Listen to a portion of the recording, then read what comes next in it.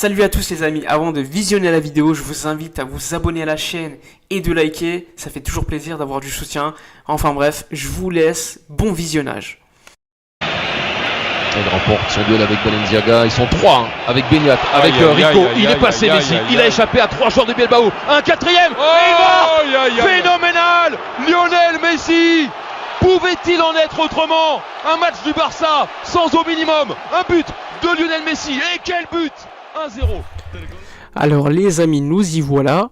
Vous le savez, samedi 21h30, finale de Copa del Rey contre l'Athletic Bilbao. On sait que l'Athletic Bilbao, c'est une équipe qui est quand même très dangereuse. Faut pas oublier qu'ils nous ont battus en Supercoupe d'Espagne il y a encore quelques mois, sur le score de 3-2 après prolongation, avec un but d'Iñaki Williams qui avait changé quand même la donne.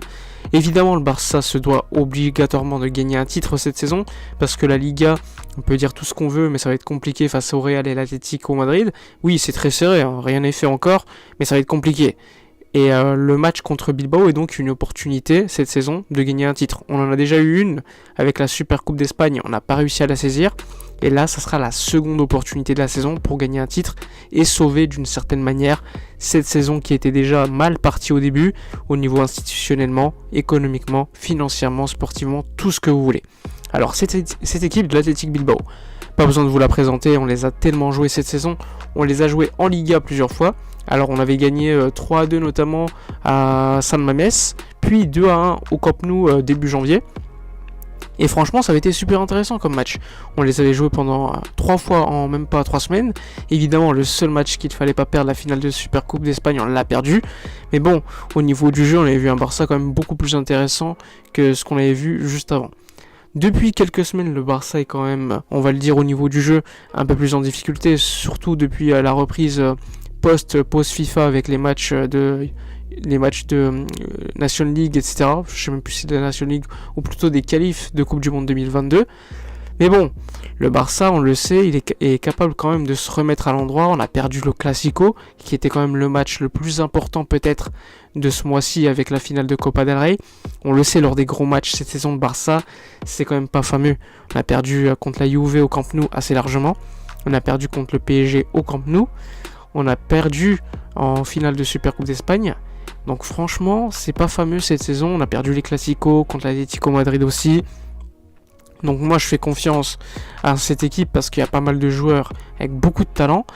Mais franchement, cette saison, je pense qu'il faudra l'oublier en espérant quand même qu'il la sauve avec une victoire en finale contre l'Athletic Bilbao. Bilbao, c'est quand même une équipe qui a quand même tendance à bien travailler, surtout avec Marcelino, même si l'effet Marcelino commence à s'estomper. L'Athletic Bilbao, faut pas l'oublier, lorsque Marcelino arrive, ils font que des bons résultats. Ils battent le Real en Supercoupe d'Espagne, ils reviennent en Liga, mais depuis, eh bien, le bilan de Marcelino est quasiment semblable à celui de son prédécesseur. Donc, un Athletic Bilbao plutôt semblable, mais au niveau de la compétitivité, Bilbao, ça a toujours été une équipe lors des finales qui va quand même apporter quelque chose de dangereux. On se rappelle il y a encore quelques saisons, alors oui, on va les battre avec un but magnifique de Messi, doublé d'ailleurs en 2014-2015, mais juste après en Supercoupe d'Espagne, rappelez-vous, on prend 4-0 à San Mamés notamment, et c'est toujours une équipe qui va nous mettre en difficulté, même si sur ces 10 derniers matchs, on regarde les résultats, le Barça a quand même 5 victoires, il y a quand même 3 défaites, et il y a 2 matchs nuls. Donc c'est quand même plutôt équilibré, c'est pas aussi déséquilibré qu'on pouvait le penser, même si normalement, globalement, le Barça est supérieur. Mais lors des matchs de coupe, Bilbao a quand même tendance à se transcender et est largement capable de gagner cette finale de Copa del Rey. Faut pas oublier qu'ils ont joué une finale de Copa del Rey, celle de 2020 il y a quelques semaines contre la Real Sociedad, et qu'ils l'ont perdue jusqu'au bout du suspense. Donc ils auront envie de gagner cette Copa, sans oublier que c'est une équipe qui n'a pas l'habitude de jouer des grands matchs, enfin des matchs pour gagner des titres. L'Athletic Bilbao, peut-être sur ces 10-15 dernières années, c'est pas beaucoup de titres.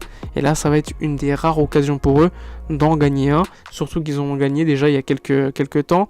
Donc pourquoi pas enchaîner? Ça ferait quand même pas mal de performances positives pour l'Athletic Bilbao, qui n'a pas non plus un gros budget et qui a quand même tendance à faire confiance qu'aux jeunes joueurs basques. Alors, ce Barça, on le sait, le 3-5-2 commence à s'estomper au niveau de la qualité, etc. Surtout quand on remarque que les équipes adverses défendent super bas. Un joueur comme Ousmane Dembélé ne peut pas jouer comme numéro 9. Et franchement, c'est compliqué. Moi, je pense que Ronald Koeman va décider de repasser en 4-3-3. D'ailleurs, la presse en parlait énormément aujourd'hui, que ce soit Mundo Deportivo ou encore Sport. Il se demande si ce sera 3-5-2, 3-5 ou 3-4-3, ou plutôt retour au 4-3-3 comme on l'a vu en seconde mi-temps lors du Classico, où on a quand même vu le Barça revenir, même si le match voulait quand même cela, puisqu'on était largement mené. Alors, pour ce 4-3-3, personnellement, je mettrais une défense avec Oscar Mingueza, Clément Lenglet. À gauche, Alba. À droite, je mettrais Serginho Dest. Ensuite, Ter Stegen au but. Le milieu de terrain, alors milieu de terrain à 3 assez classique, Busquets ainsi que Pedri et Frenkie de Jong, sachant que je pense que Busquets, lors des gros matchs, c'est toujours compliqué, mais quand on voit que Pjanic, il a quasiment aucun temps de jeu, c'est quand même compliqué. La seule peut-être manière de faire jouer un joueur, ce serait mettre Frenkie de Jong en 6 et faire jouer un relayeur, mais je pense pas qu'il le fera. Et devant, Dembélé, Messi, Griezmann, assez classiquement, je pense que c'est la formule la plus idéale, en tout cas la moins pire aujourd'hui, parce que le 3-5-2 il était super bien. Au niveau du jeu, on s'ennuyait pas, mais on voit quand même que quand les équipes elles comprennent qu'il faut défendre bas et repartir en contre, c'est quand même compliqué pour Mingueza, pour Lenglet, etc. Personnellement, vous l'avez bien compris, je ne mettrais pas Ronald Araujo. Araujo qui est quand même un joueur de qualité, mais je pense qu'au niveau de la relance, il a encore pas mal de progrès à faire. Il n'est pas toujours remis de sa blessure, même si lors du Classico il a été plutôt bon, même si sur le premier but de Benzema il n'est pas non plus exempt de tout approche. Je pense quand même que Clément Lenglet et Oscar Mingueza c'est mieux. Après, il n'est pas impossible que Ronald Koeman décide de mettre Mingueza à droite et qu'en défense ils mettent Araujo ainsi que Clément Lenglet. C'est pas non plus impossible, même si je pense qu'un joueur comme Dest qui est pas mal offensif, ça peut être quand même super intéressant. Même si Dest lors du Classico est passé à côté, on l'avait vu contre la Real Sociedad il y a quelques semaines, il est capable de te faire des gros matchs. Enfin bref, niveau Bilbao, il n'y aura pas d'absence, vous le savez. Iker Muniain, Iñaki Williams, Raúl Garcia, Unai Simon, il y a pas mal de joueurs de qualité dans cette équipe. Ils sont toujours capables, avec leur 4-2-3-1, de défendre super bas de manière intéressante, de presser super haut le Barça, de gêner à la relance, et donc ça sera capital. Le Barça au niveau de la Copa del Rey, ça reste le maître, c'est toujours l'équipe qui a le plus de titres en Copa del Rey, donc il faudra continuer sur cette lancée-là, espérons gagner, et peut-être un dernier titre de Messi en attendant la décision qu'il va prendre dans quelques semaines. Enfin bref, dites-moi dans les commentaires votre 11 idéal pour ce match contre Bilbao. N'oubliez pas de liker, commenter, partager, abonnez-vous à la chaîne, c'est super important, je vous le répéterai jamais assez. Je vous remercie parce qu'on a passé les 50 000 abonnés il y a encore quelques semaines et franchement je m'y attendais pas. Et franchement, une vidéo par jour depuis déjà quelques mois, c'est beaucoup de travail, mais quand je vois autant de messages reçus, etc., ça fait tellement plaisir et j'ai l'impression que mon travail, il sert à quelque chose. Enfin bref, je vous dis à la prochaine et d'ici là, comme d'habitude, portez-vous bien.